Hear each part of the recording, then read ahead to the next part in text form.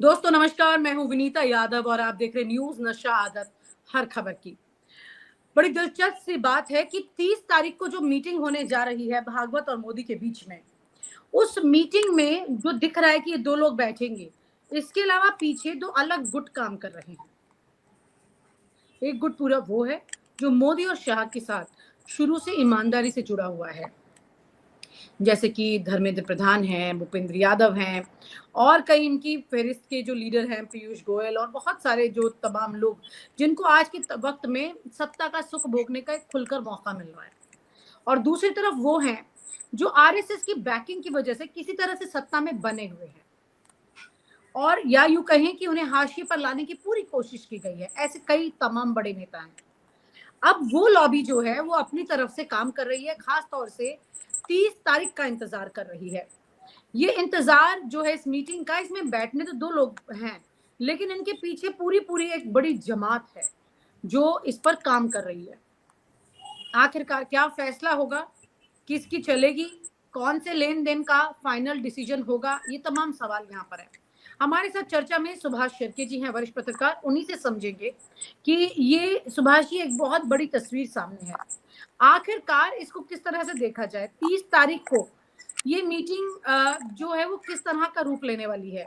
और ये जो बड़े नेता हैं, जिसमें शिवराज सिंह चौहान की बात करें, अब तो कह रहे हैं कि शिवराज सिंह चौहान भी थोड़ा जल कर गए हैं, एडजस्ट कर गए हैं, लेकिन राजनाथ सिंह हैं, वसुंधरा राजे हैं। राजनाथ सिंह को एक टाइम माना गया कि वो एडजस्ट कर गए हैं, लेकिन वो एडजस्ट किए नहीं है।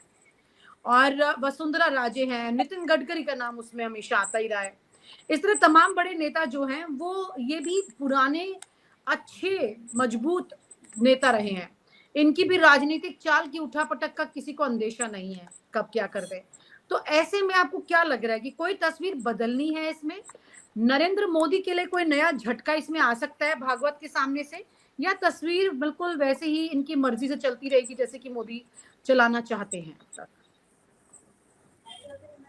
देखिए, मोहन भागवत इनके जो मीटिंग है उसमें सबसे बड़ी बात यह है कि नरेंद्र मोदी इनके बाद का जो बीजेपी है उसके बारे में तस्वीर जो है वो उन्हें फिक्स करनी है, और इसके लिए ये सारी मीटिंग होने जा रही है। आपको पता होगा कि इस पूरे मामले में इससे पहले जब लाल कृष्ण आडवाणी इनके हाथ में जब कमान थी, तब गोवा के बीजेपी के अधिवेशन में बीजेपी में एक नया चेहरा आगे लाया गया था, और वो था नरेंद्र मोदी। और इसकी पहल जो की थी वो पर्दे के पीछे जो आरएसएस चीफ है उस वक्त भी मोहन भागवत थे, और उन्होंने ये सारी जो पूरा खेला था वो उन्होंने किया था। तो उसके बाद जो तस्वीर है वो आपको पता है। लेकिन अभी नरेंद्र मोदी इन्होंने तीसरी बार बीजेपी को जिता के दिया, और इसके बाद नरेंद्र मोदी अभी 75 वर्ष के होने वाले हैं। उन्होंने अपने ही इस नियम को आगे करते हुए बहुत सारे जो सीनियर लीडर्स हैं उनको घर में बिठाया है। तो जाहिर है कि बीजेपी की अंदर से एक मांग भी उठ रही है कि नरेंद्र मोदी इनको भी अभी 75 होने के बाद उनको मार्गदर्शक मंडल में आना चाहिए। और इसके लिए बीजेपी की जो बाकी हाशिए पे गए हुए, या नरेंद्र मोदी और अमित शाह इन्होंने जो हाशिए पर रखा है जिन नेताओं को, वो इसके लिए पर्दे के पीछे प्रेशर प्रैक्टिस कर रहे हैं। दूसरी आपको लग रहा है तरफ कि मोहन भागवत मोदी के दबाव में आएंगे इस बार? देखिए, इसमें दो दो चीजें हैं, क्योंकि बीजेपी को अब तक जो बड़ी जीत है वो दिलवाने में नरेंद्र मोदी, अमित शाह और उनकी जो टीम है उन्होंने उनका बड़ा योगदान रहा है। लेकिन संघ हमेशा आगे की जो रणनीति है उस पर हमेशा ध्यान देता है, और वो लंबी जो प्लानिंग करने करने में विश्वास रखने वाला आरएसएस है, और इसके लिए वो किसी एक शख्स को सामने रखता नहीं है, वो संगठन को सामने रखता है। इसमें हमने देखा है कि बीजेपी का जो अध्यक्ष है उसका भी चयन नरेंद्र मोदी कैंप को नहीं करने दिया आरएसएस के दबाव के चलते, और जेपी नड्डा लगातार एक्सटेंशन पे एक्सटेंशन बनाए हुए हैं, और वो अभी भी नरेंद्र मोदी अपने पसंदीदा नेता को बीजेपी का अध्यक्ष नहीं बना पाए हैं। तो इसका मतलब है कि आरएसएस हावी हो रही है नरेंद्र मोदी इनके ऊपर, ये स्पष्ट है। तो ऐसे में नरेंद्र मोदी और अमित शाह इनके पास क्या पत्ते हैं, वो किस तरह से आरएसएस चीफ को टैकल करते हैं, इस पर बहुत कुछ निर्भर होगा कि किसकी तूती बनी रहेगी। बिल्कुल ठीक बात है, लेकिन बड़ा सवाल यहाँ पर ये है कि ये पूरी तस्वीर होते होते मतलब यहाँ पर कई लेन देन की बातें होंगी, जिसमें 75 साल के नरेंद्र मोदी की भी बात होगी, जिसमें राष्ट्रीय अध्यक्ष की भी बात होगी।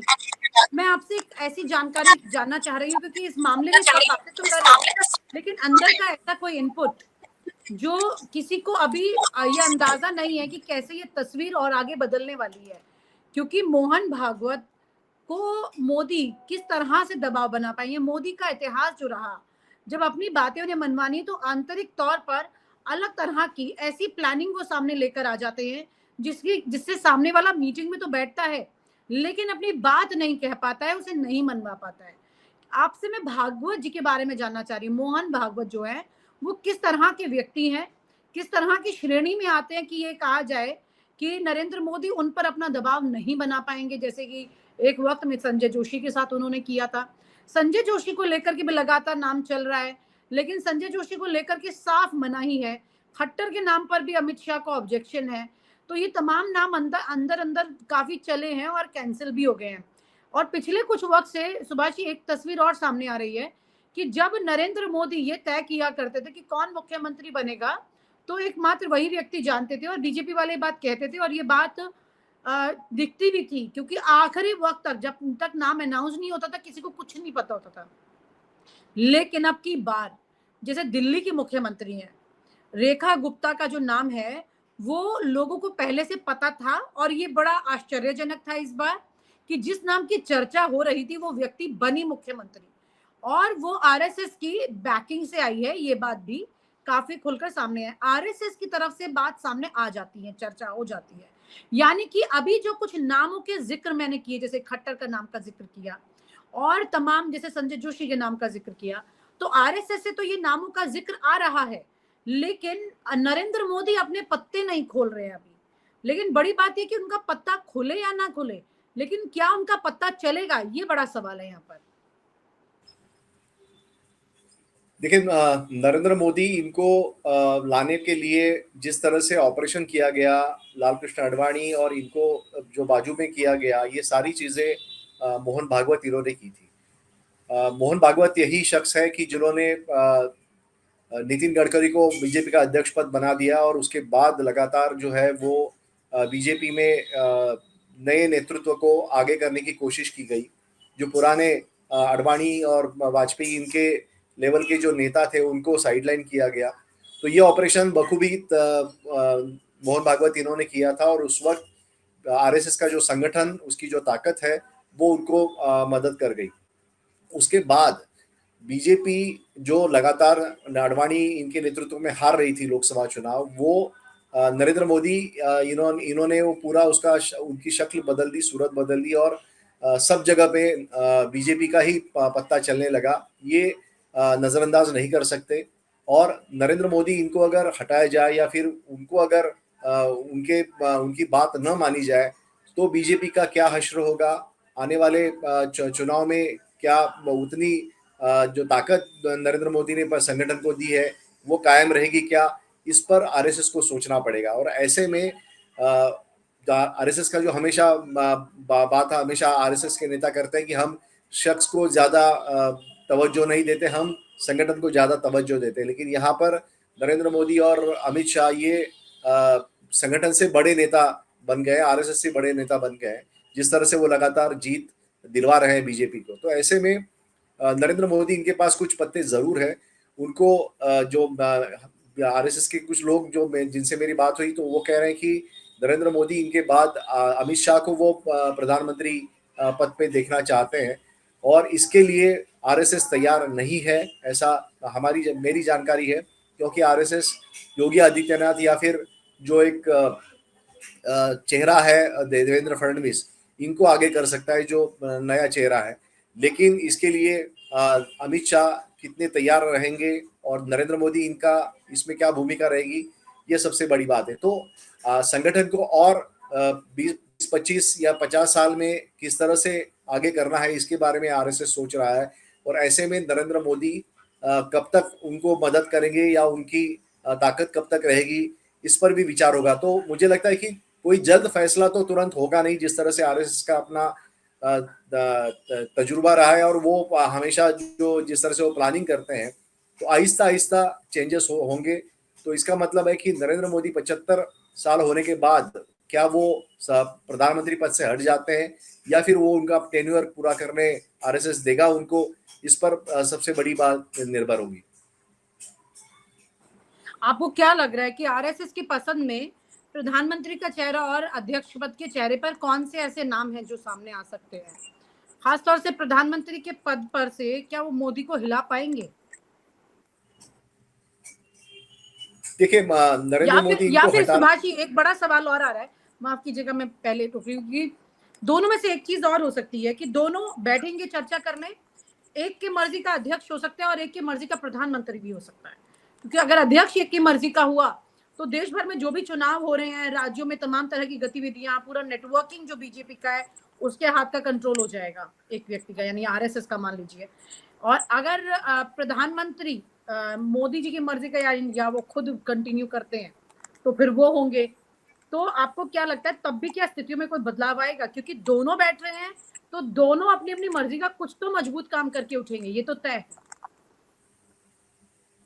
देखिए, टकराव की स्थिति तो रहेगी आरएसएस और नरेंद्र मोदी इनके बीच में, क्योंकि नरेंद्र मोदी आरएसएस का नॉमिनी नहीं चाहते। इसके लिए लगातार जेपी नड्डा को एक्सटेंशन मिल रहा है। अगर आरएसएस की बात पहले ही नरेंद्र मोदी मानते तो मुझे नहीं लगता कि नड्डा इनका एक्सटेंशन होता, तुरंत वहां पे कोई दूसरा चेहरा हमें देखने को मिलता। लेकिन ये टकराव की स्थिति बनी हुई है और इसके पीछे कारण ये है कि जाहिर है कि अगर प्रधानमंत्री नरेंद्र मोदी है तो वो संगठन पे भी अपना वर्चस्व चाहेंगे, कोई भी राजनेता चाहेगा, क्योंकि वो यही कहेगा कि मुझे रिजल्ट दिलवाना है और रिजल्ट दिलवाने के लिए मुझे मेरे पसंद का आदमी वहां पे चाहिए।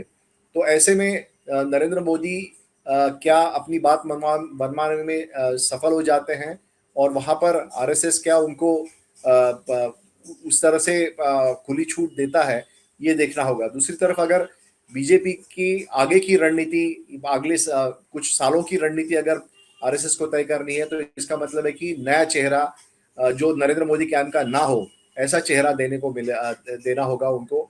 और मोहन भागवत यही चाहते हैं, इसलिए तो वो जेपी नड्डा इनका जो बाकी यानी सक्सेसर है उसके बारे में फैसला नहीं ले पाए, या वो टकराव की सिचुएशन अभी बनी हुई है। तो ऐसे में ये 3 तारीख के मीटिंग जो है उसमें क्या होगा ये देखना बहुत दिलचस्प होगा। लेकिन मेरी जो जानकारी है कि तुरंत यहाँ पर फैसले नहीं होंगे, आहिस्ता आहिस्ता चीजें बदल जाएगी। वो किस तरफ करवट लेती है ये हमें देखना होगा, क्योंकि इसी पे ही पता हमें चलेगा कि क्या नरेंद्र मोदी आरएसएस पे हावी हो गए हैं या फिर आरएसएस नरेंद्र मोदी पर हावी हो गई है। आपको लग रहा है कि टकराव की स्थिति बड़ी पैदा हो सकती है? क्योंकि अगर हम पिछले कुछ दिनों में जाते हैं तो मोहन भागवत इस तरह से वोकल होकर कभी नहीं दिखाई दिए थे इतने सालों में। मुझे याद है कि मैं एक बार मोहन भागवत का इंटरव्यू करने पहुंची थी। जनरली वो इंटरव्यू देते नहीं है कभी भी। तो मैं एक ट्रेन में चली गई थी उनका इंटरव्यू करने के लिए और ट्रेन में घुस गई थी, उनकी मर्जी के बगैर था वो इंटरव्यू कर रही थी मैं। तो राम माधव वहां पर थे और उन्होंने काफी मुझे रोका था, लेकिन मैं राम माधव को करके साइड और फिर मैंने उनका इंटरव्यू किया था। और उन्होंने तब जो बात बोली थी, और मुझे याद है कि वो कोई खबर नहीं देते थे, ऐसी बात नहीं करते थे पहले, चाहे कुछ भी हो जाए वो ऐसी कोई बात नहीं करते थे, जबकि यूपीए की सरकार थी उस वक्त, मुझे याद है। लेकिन फिर भी अब जब बीजेपी की सरकार है तब मोहन भागवत का वो रूप देखने को मिला, वो इतना वोकल उनके अंदाज देखने को मिले। लोगों ने अंदर चर्चाएं भी की कि मोहन भागवत ने जो जो रिक्वेस्ट भेजी मोदी को, मोदी बस वही नहीं मानते हैं, बाकी चीजें अपनी मर्जी से चला रहे थे। पिछले 5 साल से मोदी आरएसएस को भी अपनी मर्जी से चलाने की कोशिश कर रहे थे, जबकि उससे 5 साल पहले वाला जो था उसमें आरएसएस बीजेपी को चला रही थी। लेकिन पिछले टर्म से चीज बदल गई, लेकिन अब तीसरे टर्म में मिली जुली बात हो गई है। तो ये परिस्थिति जो है, मोहन भागवत की जो तेवर है यहाँ पर, वो भी तो अच्छे खासे अब हो चुके हैं। वो भी अब किसी चालबाजी में आने वाले नहीं है मोदी के विश्वास में कि वो कहेंगे तो वो चल जाएंगे। अब वो तस्वीर बदल चुकी है, फोन नहीं उठाते हैं, मिलते नहीं है, कई तरह की तस्वीरें आ चुकी हैं सुभाष जी। देखिए, नरेंद्र मोदी और आरएसएस चीफ इनमें तनाव है, ये पहले से पता है। और क्योंकि नरेंद्र मोदी बहुत ही कम वक्त वो विजयादशमी के समारोह में, जहाँ पे आरएसएस का बड़ा समारोह होता है नागपुर में, उस विजयादशमी समारोह में सम्मिलित होने के लिए गए थे। इसका मतलब साफ है कि वो आरएसएस से सीधी यानी अपनी जो बातें उनको करनी है वो अलग जरिए से करते हैं, ना ही 1 to 1 करने की सिचुएशन में वो है। और आरएसएस जिस तरह से डिक्टेट करना चाहती है वो नरेंद्र मोदी इनको पसंद नहीं है, ये इससे साफ जाहिर होता है। तो नरेंद्र मोदी अपने हिसाब से चलने वाले हैं और उनको जिस तरह से लगातार तीसरी बार वो जीत के आए, तो जाहिर है कि उन्होंने जिस तरह से खुद को नॉन बायोलॉजिकल कहा था, तो वो किस लीग में चले गए ये आप जानते होंगे। तो ऐसे में वो किसी आरएसएस चीफ का डिक्टेशन वो खुद को सुनेंगे, ऐसा मुझे लगता नहीं है। लेकिन फिर भी नहीं, लेकिन कुछ वक्त से वो कह रहे हैं मैं भी मनुष्य हूं, मान लिया है मोदी जी ने, मैं कोई देवता नहीं हूं। अब वो बोलने लगे हैं, अब मोदी जी बोलने लगे हैं मैं देवता नहीं हूं, मैं भी मनुष्य हूं, गलतियां हो सकती है। जब लोकसभा में उनको बहुत ही कट्टर ये जिस तरह से उनको चुनौती मिली कांग्रेस और बाकी इंडिया गठबंधन से, तो उसके बाद वो जमीन पे आ गया और उनको पता चला कि वो नॉन बायोलॉजिकल नहीं है, बायोलॉजिकल ही है। लेकिन फिर भी ये होने के लिए उनको चुनाव का सामना करना पड़ा और उनको ये पता चला कि वो भगवान नहीं है, चुनाव में लोगों के सामने जाना पड़ता है। तो ऐसे में एक हमें देखना होगा कि आरएसएस जो है वो कितना अपनी बात नरेंद्र मोदी इनको कहलवा पाती है, और उसमें नरेंद्र मोदी इनका सक्सेसर के बारे में आरएसएस क्या किस तरह से अपना प्रेशर जो है वो नरेंद्र मोदी पे डालती है, उसके ऊपर बहुत कुछ निर्भर होगा। तो ये जो चीजें हैं वो मुझे हाँ जी प्लीज जी, दिलचस्प बात यह है कि दोनों ही 75 साल के होने जा रहे हैं, दोनों एक ही साल में पैदा हुए थे, सिर्फ 7 दिन का अंतर है। मोहन भागवत मोदी से 7 दिन बड़े हैं, लेकिन मोहन भागवत के पद जो आरएसएस के कर संचालक का पद होता है वो पूरे जीवन के लिए होता है, जब तक वो व्यक्ति रहता है। और यहाँ पर मोदी जी ने ये परिभाषा बदल दी। जब वो आए 14 में तो उन्होंने कहा प्रधानमंत्री मतलब जो भी बीजेपी के लोग हैं वो 75 की उम्र में रिटायर हो जाएंगे, क्योंकि उन्होंने बहुतों को किनारे लगाया था। अब उनके किनारे लगने के दिन आए हैं, तो सवाल ये है कि ये रूल कितना जिंदा रहेगा। अब ये तस्वीर यहाँ पर है, अपने ही जाल में कई बार बोलकर फंस गए।